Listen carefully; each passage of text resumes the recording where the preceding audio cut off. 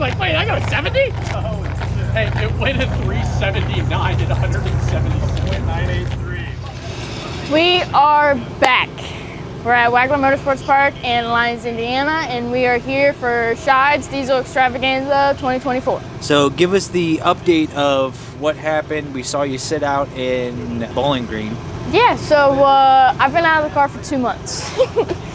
We broke the input shaft at UCC and have basically been fighting transmission issues ever since then. So we have a fresh 1 1/4 inch drive or input shaft inside the transmission. So we went from little shaft to big shaft. We have fought some issues switching over and making that conversion, which required us to sit out in Bowling Green because we had no stator pressure. So for most people that probably wouldn't make a whole lot of sense why you would sit out, but without stator pressure, the car would be unhappy. It can hurt things in the transmission. It can hurt the converter. It can also not let us use lockup, which is kind of important with the numbers we want to run. So we have it figured out. We're back. She's happy. Now if we can just go 660 feet. What's the game plan? I saw that, some folks have come early to test. You guys kind of got here and got it together this morning. I thought there was supposed to be a driver's meeting at 9, but... So did I. Apparently that's tomorrow. Okay, yeah.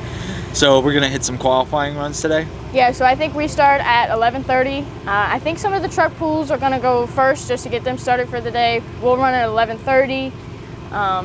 The bracket guys are running today as well, but yeah, so we didn't test yesterday because the whole game plan is points. The championship is kind of out of question right now, but if you break on Thursday, you can't race on Saturday. So we're trying to be logical here. We're not afraid that it's going to break, but you never know with our luck. So basically just trying to keep it together, qualify, get our name on the ladder in the qualifying sheet, and race on race day. So. Right. And now this is the second to last race of the year. So try to kind of make it through the end of the season with as little carnage as possible. Exactly, because it has been a rough year. This is Kentucky. Sitting out Kentucky was the first time I missed an ODSS race since I started racing full time in 2021. It was a little rough to be there without a race car, but things happen. With the changes in the transmission, do you feel confident in, you guys can apply power better? I mean, is it going to improve ET? What are you thinking there? It definitely should. Ever since we made the converter change to Neil Chance, the car has been really happy, which the only reason why we snapped that input shaft at UCC is because it was a brand new converter. We've never run it before. We were messing around with lockup. And we just engaged it a little too quick, so it snapped it. But the converter's happy, the transmission's happy, the engine is happy. So from the way it looks, from the data it looks, we should be right on par with what we've been running all year, which is 390s, 4.0s. We probably could pick it up, but I don't think anybody is comfortable doing it here at this racetrack. Not that it's not a great surface, it's just short. So the goal is to get stopped so we don't hurt ourselves or hurt somebody else on the racetrack. So maybe PA when we go for the final race of the season. I'm not sure how long that racetrack is. We might go for it, but here we're kind of just looking for A to B. Make it count. And what has been your experience? I mean, you said it was kind of like, a pretty tough season on you. Are you looking forward to the end of it and kind of wrapping it up and getting the winter off, or? Sort of, kind of. It's been a rough year with just parts breaking and things that are kind of just out of our control. I still beat myself up over Orlando. I feel like that was my race to win, and I lost it on a driver error, sleeping on the tree. Also my first season without a win. My very first season out, I won at Rocky Top. Second year, I won at Rocky Top, and I think Schied's. Last year, I won a championship in 3 races, so it's definitely been a little bit of a kick to the confidence, but. But it's racing. We're gonna keep it going. So we're just looking for a running race car at the end of race day on Saturday, and really just going back to having fun. Whatever happens, happens. Oh yeah. Now, with some of the stuff coming up in the off season, are you looking at potentially, like I know last year you did World Series of Pro Mod and some of the other races? Is that something that's still on your sights? And obviously, if I get invited back to World Series of Pro Mod, I would love to. I love racing down there. It's a blast, and they love the racers that come. We really were trying to get into PDRA this year. It's just schedule clash. Like, they're in Bristol this weekend, and we're here. So, we might find a bracket race here or there, go down south, maybe do some testing where it's warm, but We might be at an event in October. It's up in the air if I have somebody to home it, but we might be at Blake Fitzgerald's FP Truck Fest in October with the Dragster. It's up in the air though. All right. Well, then I'll let you guys get ready and start preparing for Q1, right? Yep. Yeah, except for this, you don't want the big stroke. Over the last, 13 years, we've been running a Linko CS1 with a clutch. And we decided to go this year with what they call a top fuel style clutch, so it'd be like a slipper. It's a 5-disc deal, and we're just trying to get it lined out for what this car can make horsepower-wise and try to get it to the ground as well as possible. So, how has that been going for you guys? I know it's been a new setup, and I saw in testing yesterday you guys seem like you're easing into it a little bit. Yeah, we're still on fuel only right now, just trying to, if we can get it to go down like 410 to 4.0s and fuel only, then we're heading in the right direction, you know, once we start spraying nitrous to it. But it's a very demanding clutch. It wants a lot of horsepower, you know what I mean? So it's definitely testing us on how it wants to do. We was on, when we first started doing it, we was on like burning up clutches. We just not applying enough, you know what I mean? And it was burning through them, so we was like, keep on throwing weight at it, keep throwing weight at it to make it have a clamp load, have it actually apply.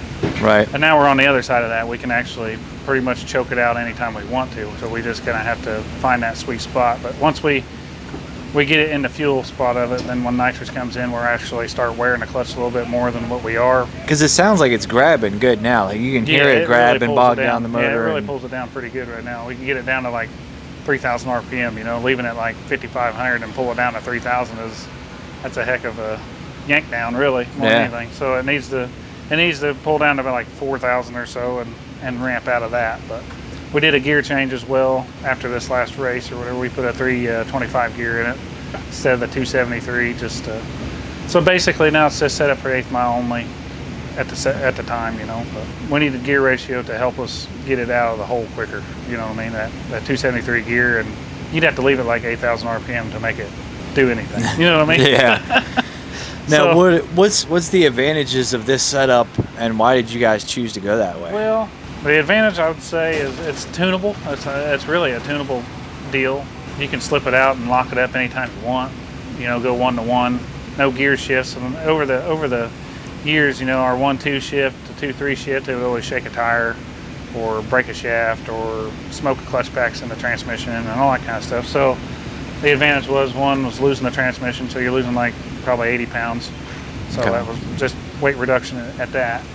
And two, like I said, it's just a linear pull, so it's a lot like a dyno pull, how this car acts. You know what I mean? Like you can just rev it up and just pour the beans to it, and basically it's putting the motor in its happy spot. You don't have that shock wave from every gear change, you know, going through the crankshaft and everything else.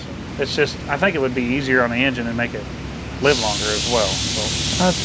So what are your plans this weekend? I know we got qualifying 1 coming up.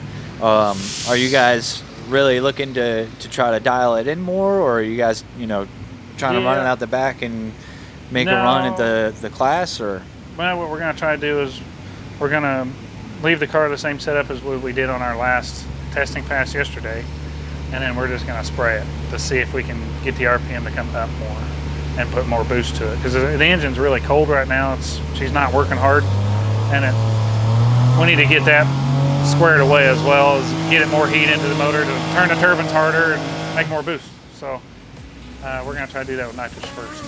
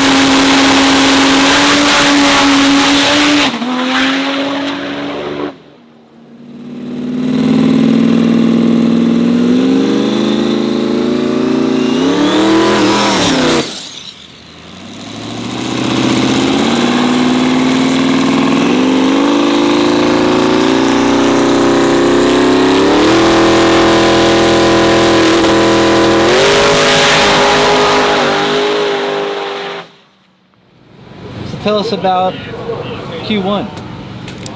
So, went up there, business as usual. This is kind of like the first full pass on this transmission setup with this converter, with everything that's happened since UCC. So we did a planned shut-off around 450, 500 foot. So went all the way through. I was able to pull the chutes. Woo! And kind of just didn't sound too happy. So looked at the data. It's kind of slipping through the converter. So lockup never grabbed, never engaged. I think Andre got it figured out. We're gonna try some new things, figure it out, and try again.